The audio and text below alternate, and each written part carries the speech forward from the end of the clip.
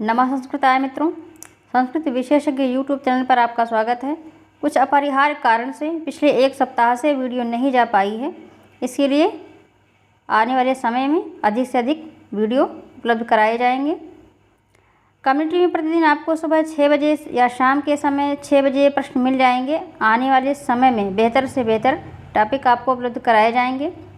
इस वीडियो में अकारांत शब्द बालक और तादृश के शब्द रूप के प्रश्नोत्तर जानेंगे आप सब, जो विशेष रूप से टीजीटी के परीक्षार्थियों के लिए उपयोगी हैं। यदि आपने अभी तक चैनल को सब्सक्राइब नहीं किया है तो शीघ्र ही कर लें और बेल आइकन को प्रेस करके ऑल पर क्लिक कर लें। चैनल को बड़ा बनाने में सहयोग दें। चलिए शुरू करते हैं। टीजीटी के व्याकरण का यह जो पाठ्यक्रम है, तो सबसे पहले जानते हैं पाठ्यक्रम। तो टीजीटी के पाठ्यक्रम का जो ये आपको मिल रहा है वो ऑफिशियल वेबसाइट से लिया गया है। इसमें कुछ अशुद्धियाँ थीं, उन्हें शुद्ध किया गया है और वो जो वेबसाइट का जो सही पीडीएफ है वो आपको दिया जाएगा, उसमें दिया गया है। उसका लिंक जो है नीचे डिस्क्रिप्शन में दिया जाएगा। और एक वीडियो और भी इसके पहले गया है बालक का, उसमें भी दिया गया है। और इस पीडीएफ में तो बहुत ही शुद्ध करके आप तक पहुंचाया जा रहा है। तो आप पहले तो पाठ्यक्रम जान लें टीजीटी का क्या है। बाबूराम सक्सेना कृत जो है संस्कृत व्याकरण प्रवेशिका के आधार पर संधि, समास, कारक एवं प्रत्याहार का परिचय और अकारांत इकारांत दो हैं ये, उकारांत ऋकारांत, पुल्लिंग स्त्रीलिंग एवं नपुंसकलिंग, तीन सबके अकारांत के, इकारांत के, उकारांत के, ऋकारांत के, पुल्लिंग स्त्रीलिंग नपुंसकलिंग शब्दों का जो है आपको रूप तैयार करना है। सर्व यत् किम युष्मद् इदम अस्मद् अदस सर्वनामों के रूप देखने हैं। 1 से 100 तक की संख्याओं के संस्कृत शब्दों का ज्ञान। भू गम पठ पा भी लभ हन दुह दा दिव जन तुद रुध प्रच्छ ब्रू तथा चुर धातुओं के लट लोट लिट लंग और विधिलिंग में रूप अर्थात मतलब 5 में आपको तैयार करने हैं। और संस्कृत सुभाषित एवं सूक्तियों का परिज्ञान, वाक्य परिवर्तन और अशुद्धि परिमार्जन। तो सबसे पहले जानते हैं अकारांत। बालक जो शब्द है पुल्लिंग अकारांत, और इसमें पीडीएफ को जो है कलर किया गया है इसलिए कि ताकि आप अच्छे से समझ सकें। और जहाँ जहाँ पर एक ही जैसा है वहाँ एक ही कलर दिया गया है। जैसे प्रथमा का जो द्विवचन है और द्वितीया का द्विवचन है वो एक ही है, तो दोनों को एक कलर दे दिया गया है ताकि आप सुगमतापूर्वक याद कर सकें। और वैसे तो शब्द रूपों को याद करने के लिए सबसे पहले आप 2-3 बार इसका अच्छे से वाचन करें, इसके बाद याद करें और अंतिम में इसको समझें। तीनों ही विधियों का प्रयोग करें। तो समझने वाली चीज़ें होती हैं वो ज़्यादातर आपके दिमाग में अपना स्थान बनाती हैं। वैसे भी अगर आप टीजीटी के परीक्षार्थी हैं तो समझना आपके लिए सबसे अच्छा ऑप्शन है, जहाँ तक मैं जानती हूँ। तो देख लेते हैं एक झलक पहले दोनों रूपों को, तादृश और बालक के, फिर इसके बाद प्रश्नोत्तरी पर आगे बढ़ते हैं। तो प्रथमा में इसका बनता है बालकः बालकौ बालकाः, द्वितीया में बालकम बालकौ बालकान, तृतीया में बालकेन बालकाभ्याम बालकै और चतुर्थी में बालकाय बालकाभ्याम बालकेभ्यः। पंचमी में आपका बालकात बालकाभ्याम बालकेभ्यः और षष्ठी में बालकस्य बालकयोः बालकानां। सप्तमी में बालके बालकयोः बालकेषु। संबोधन में हे बालक, हे बालको, हे बालका। तो देख रहे हैं आप कि प्रथमा और द्वितीया का जो द्विवचन है वो एक जैसा है और यहाँ अर्थात ये जो दोनों आपके हैं ये एक जैसे हैं। और यहाँ जो आपकी बालकाभ्याम है ये तृतीया, चतुर्थी और पंचमी का बालकाभ्याम जो है ये भी एक जैसा है। तो यहाँ भी आपको याद नहीं करना है, तृतीय, चतुर्थी, पंचमी एक जैसा है। और इधर आप देखेंगे ये बहुवचन में भी बालकेभ्यः एक जैसा है। और इसके बाद यहाँ आप देखेंगे बालकयोः जो शब्द आया है ये षष्ठी और सप्तमी का द्विवचन जो आया है ये भी एक ही जैसा है। तो सब में एक ही कलर दिया गया है ताकि आपको याद करने में अच्छा रहे, जल्दी से आपको लर्न हो जाए। और संबोधन जो है वो सप्तमी में ही, ये जो आपका संबोधन है वो जो प्रथमा है उसमें भी एडजस्ट करते हैं। तो प्रथमा अर्थात ये प्रथमा विभक्ति के अंतर्गत ही मान लेते हैं। तो कारक जो है आपके ये 6 हैं और विभक्तियाँ 7 हो गई। अब कारक में षष्ठी को नहीं जोड़ते हैं, से षष्ठी को शामिल नहीं करते, तो कारक आपके 6 हैं संस्कृत में। बाकी तो पीछे सब आपको बता ही दिया गया है। इसी प्रकार यादृश, भवादृश, मादृश, द्वादृश, एतादृश आदि शब्द भी पुल्लिंग में चलेंगे। और बालक की तरह राम, वृक्ष, अश्व, सूर्य, चंद्र, नर, पुत्र, सुर, देव, रथ, सुत आदि शब्द भी चलेंगे। तो तादृश को देख लेते हैं। अब ये शब्दों का जो श्रृंखला थी ये पिछले वीडियो में आपको दी जा चुकी है, वहाँ से आप देख सकते हैं। डिस्क्रिप्शन बॉक्स में इसका लिंक दिया गया है। इसके 2 वीडियो गए हैं, एक तो आपका जो है पूरा पाठ्यक्रम है और दूसरे में बालक और फल के रूप हैं। तो यहाँ हमें आपको प्रश्नोत्तरी बतानी है। फिलहाल थोड़ा सा हम देख लेते हैं क्या क्या है। तो बालक की तरह इसका भी है तादृशः, तादृशौ, तादृशाः, तादृशम, तादृशौ, तादृशान। तृतीया में आपका हो गया तादृशेन, तादृशाभ्याम, तादृशैः, तादृशाय, तादृशाभ्याम, तादृशेभ्यः, तादृशात। अच्छा एक चीज़ और भी बता दें, यहाँ कभी कभी जो है दा मिलता है, तो ये ता की जगह आपको दा मिलेगा, तो भी सही आप करेंगे, कंफ्यूज नहीं होंगे। बालकाद हो गया, जहाँ भी ता है वहाँ कहीं कहीं दा मिलता है, तो दोनों सही है। ऑप्शन में जो भी पूछता है दोनों आप सही करेंगे। तो ये जो है तादृशाभ्याम, तादृशेभ्यः, तादृशस्य और तादृशयोः, तादृशानां, तादृशे, तादृशयोः और तादृशेषु। तो इस तरह से जो है आपका ये हो गया संबोधन। तादृश, हे तादृश, हे तादृशो, हे तादृशा। तो आगे देखते हैं। अब जो है इसका जहाँ जहाँ सब एक ही जैसा है वैसा फिर यहाँ भी कलर किया गया है। और वीडियो को आप लाइक करें, शेयर करें। चलिए प्रश्नोत्तरी आरंभ करते हैं। तो प्रश्न नंबर 1, राम इति शब्दे किमस्ति। राम इस शब्द में क्या है। तो आपके पास 4 ऑप्शन हैं, अकारांत, इकारांत, उकारांत और ऋकारांत। तो राम शब्द से ही स्पष्ट हो रहा है कि अकारांत है। अब यही जो इसको अजंत भी है, यही स्वरांत भी है। पहले बताया गया है कि प्रातिपदिक के 2 भेद हैं, स्वरांत और व्यंजनांत, यानी जो है अजंत और हलंत। तो ये जो अजंत है, अजंत के अंतर्गत ही है ये अच, अयुल, ऋल एवं अयौच, यही आपके हैं अच, यही स्वर है। अच है अंत में जिसके, वही अजंत। तो अब ये जो अकारांत है इसमें आपके सारे आते हैं, आकारांत, ऋकारांत, इकारांत। तो इस तरह से जो है ये राम शब्द में आ मिल रहा है, तो ये आपका आकारांत हो गया। तो आगे देखते हैं अगला क्वेश्चन नंबर 2, बालक इति शब्दे। बालक इस शब्द में क्या है। अब ऑप्शन में आपको मिल रहे हैं 4, अजंत पुल्लिंग, हलंत पुल्लिंग, अजंत स्त्रीलिंग और हलंत स्त्रीलिंग। तो अजंत पुल्लिंग ही सही है, ये हलंत है ही नहीं। तो हलंत वाले तो अपने आप कट गए जितने ऑप्शन हैं। और स्त्रीलिंग शब्द भी नहीं है, बालक शब्द जो है पुल्लिंग का बोधक है, तो अजंत पुल्लिंग ही है। तो आगे जो है अगला क्वेश्चन नंबर 3 देखते हैं कि फल इति शब्दे किमस्ति। फल जो है इस शब्द में क्या है। तो इसमें जो है ऑप्शन आपको मिल रहे हैं स्वरांत और व्यंजनांत, और इसके बाद है उभौ, एतेषु कश्चन अपि न। उभौ यानी दोनों, एतेषु कश्चन अपि न यानी इसमें से कोई नहीं। तो ये आपका जो है फल शब्द जो है ये अकारांत का नपुंसक लिंग है। तो है तो अकारांत ही। अब अकारांत आता है अजंत में, तो जो पहला स्वरांत है वही स्वरांत ही सही है, इसलिए कि यही स्वरांत है, यही जो है अजंत है। तो अब ये अजंत के अंतर्गत क्या है, अकारांत का नपुंसक लिंग है, अकारांत का नपुंसक लिंग है। तो अब चूँकि अकारांत आया जो है अजंत में, तो ये स्वरांत में आया।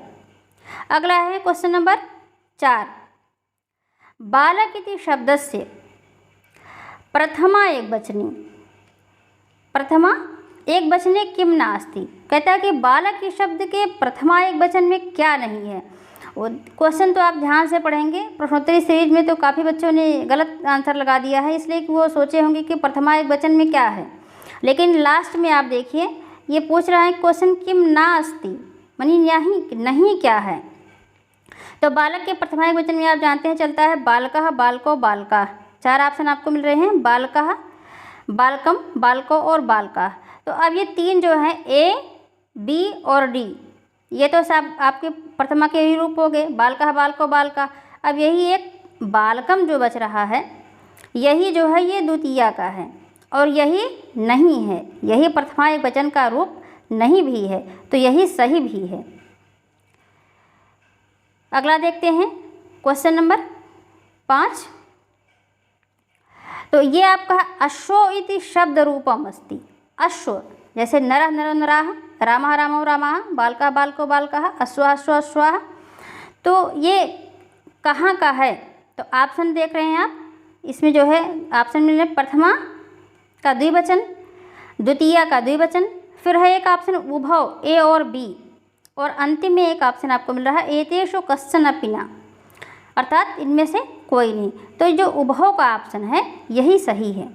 इसलिए कि आप देखते हैं जब रूप चलता है बालकः, बालको, बालकाः, बालकम, बालको, बालकान्, तो बालको शब्द ये प्रथमा का भी द्विवचन है, द्वितीया का भी द्विवचन है, तो ये जो उभव का ऑप्शन है ये सही है। अच्छा, जल्दबाजी में कभी कभी क्या होता है, कोई प्रथमा द्विवचन में लगाता है, कोई द्वितीय द्विवचन में लगाता है। तो सबसे पहले इसलिए आपको जो है प्रश्न पत्र आंसर शीट जो है अच्छे से क्वेश्चन पढ़ना चाहिए। इसलिए भी 2-4 क्वेश्चन गलत होते हैं कि आप नहीं पढ़ते हैं। प्रश्नोत्तरी सीरीज में भी ऐसा हो रहा है कि आप, ये बहुत सामान्य सा प्रश्न है लेकिन कुछ बच्चों ने गड़बड़ उसमें लगा दिए है, गलत निशान लगाया है। तो चलिए आगे देखते हैं। प्रश्न नंबर जो है आपका 6 है, असंगतम चिनुत। असंगत छांटिए, अर्थात जो असंगत है, जो सही नहीं है, जो शब्द रूपों के अनुरूप नहीं है आप कह सकते हैं, उसको जो है आपको छांटना है। तो यहाँ जो है बाबूराम सक्सेना में तादृश का भी एक रूप आया हुआ है। तो आप देख रहे हैं इसमें 4 ऑप्शन आपको मिल रहे हैं, हे तादृशो, हे तादृशाः, हे तादृश, और अंतिम में एक है कि तदृश। तो अब इसमें जो है सब तो संबोधन है, अब यही जो अंतिम में तदृश शब्द है यही कुछ नहीं है, ये किसी का कोई रूप नहीं है। वैसे तो अंत में संबोधन का चिन्ह भी लगा है लेकिन ये संबोधन का रूप है नहीं। सबसे पहली बार संबोधन में लगता है हे शब्द आया ही नहीं, और तदृश भी गलत है।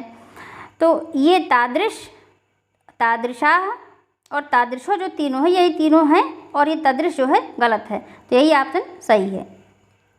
अगला क्वेश्चन देखते हैं, क्वेश्चन नंबर 7। नर इति शब्द से द्वितीया बहुवचनीय रूपमस्तु। नर शब्द के जो है द्वितीया बहुवचन का रूप क्या है? तो द्वितीया का जो रूप होता है नरम, नरो और नरम, नरो, नरान। तो आपको मिल रहा है नरम, नरो, नराः और नरान। अब इसमें आपको बताना है द्वितीया का बहुवचन। तो नरम तो प्रथमा का हो गया, मतलब उसका जो एक वचन का रूप होगा द्वितीय एक वचन का, और नरो जो है द्वितीय द्विवचन का हो गया। नराः तो प्रथमा का ही है, जो है बहुवचन का रूप है। तो अब आपको करना है द्वितीय का बहुवचन। तो नरम, नरो, नरान, ये आपके नरान जो शब्द आया ये सही है। अब आगे देखते हैं प्रश्न नंबर 7।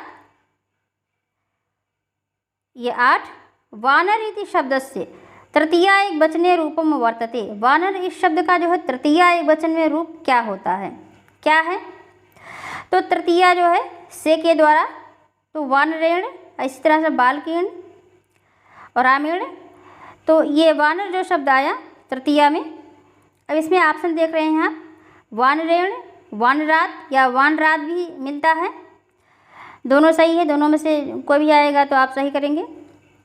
वानराय और वानरस्य, तो ये आपके रूप मिल रहे हैं। तो वानरेण तो तृतीया का है, वानराय चतुर्थी का है, और वानरात पंचमी का है, वानरस्य षष्ठी का है। मुख्यतः आपको यही रूप याद भी करने हैं। तृतीया, चतुर्थी, पंचमी और षष्ठी के एक वचन में ही सारे परिवर्तन होते हैं।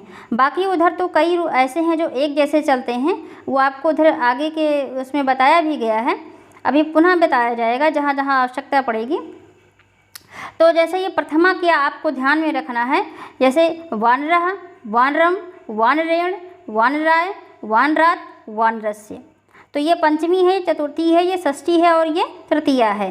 यहाँ ऐसा कोई क्रम नहीं दिया गया है, ये तो ऑप्शन में आया है, लेकिन जो क्रम है वो वही है, बालकः, बालकम और बालकेन, बालकाय, बालकात, बालकस्य, बालके। तो इस तरह से प्रथमा को आप विशेष रूप से ध्यान में रखेंगे। तो आपका सही है तृतीया एक वचन में रूप आपका जो है ये वानरेण जो आया है यही सही है। अच्छा, ये ना और णा का जो नियम है इसका भी कुछ खास नियम है, तो बहुत विस्तार तो यहाँ हम नहीं देना चाहेंगे, थोड़ा सा ये बताना चाहेंगे कि जैसे जो आपके रा के शब्द हैं, जो शा के शब्द हैं और जो छा ये इस तरह से हैं, जो त्रा के हैं और जो है जो री के हैं, ऐसे शब्दों में जो है आपका ये ना का ड़ा होता है। और ये परिवर्तन कहाँ कहाँ होता है, ये परिवर्तन जो आपका होता है ये तृतीया के एक वचन में होता है और षष्ठी के बहुवचन में होता है। जैसे बाल का नाम, तो इस तरह रामाराम हो जाएगा जहाँ ड़ा होते हैं, ऐसे जैसे बालकेन है तो वानरेण हो गया, तो तृतीया के एक वचन में होता है और षष्ठी के बहुवचन में होता है। हालांकि इस वीडियो में ये बताया जाना संभव नहीं है, इसका अलग वीडियो यदि आप चाहेंगे तो दिया जाएगा। और इसके साथ और भी नियम लागू होते हैं, नियम ये और बड़ा है, सामान्य से जानकारी आपको केवल हम यहाँ देना चाहेंगे। आगे अगला क्वेश्चन देखते हैं, प्रश्न नंबर 9। तादृश इति शब्दस्य तृतीया बहुवचने रूपम स्यात्। तादृश इस शब्द का तृतीया जो है बहुवचन में रूप क्या होगा? तो रूप होगा, अब आपको इसमें मिल रहे हैं ऑप्शन में, तादृशेन, तादृशेभ्यः, तादृशैः और तादृशाभ्याम। तृतीया बहुवचन में हमें रूप चाहिए, है ना। जैसे बालकेन, बालकाभ्याम, बालकैः, है ना। तो जैसे एक आप तैयार कर लीजिए, उसी तरह सबका रहेगा, तादृशेन, तादृशाभ्याम, तादृशैः। तो ये तृतीया का जो रूप है, इसी तरह जो है आपका ये तादृशैः सही है। तो बालकेन, बालकाभ्याम, बालकैः, तो तादृशैः। अभी तृतीया बहुवचन चाहिए, ये प्रथमा का हो गया, मतलब तृतीया का एक वचन, तृतीया का जो है द्विवचन और तृतीया का बहुवचन, ये तो चतुर्थी में चला जाएगा। तो तादृशैः जो आपके हैं ये जो है ये सही है। अगला आपका है क्वेश्चन नंबर 10। असंगतम चिनुत। असंगत जो है छांटिए। असंगत में आपका है षष्ठी द्विवचन। षष्ठी द्विवचन में यहाँ दिया गया है रामयोः और सप्तमी के द्विवचन में दिया गया है रामयोः।